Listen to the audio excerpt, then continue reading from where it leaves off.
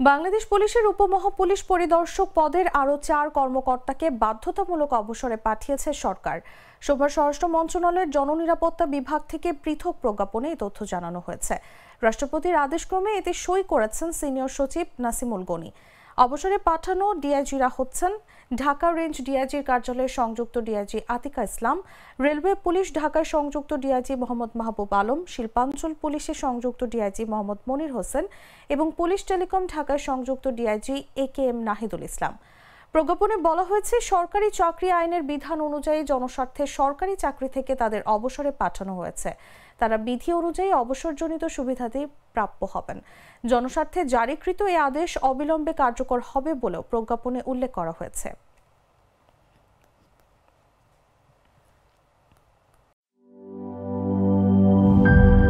Colour expert, George sap এবং mild on hands technology সমৃদ্ধ Orix crystal wash আপনার laundry expert.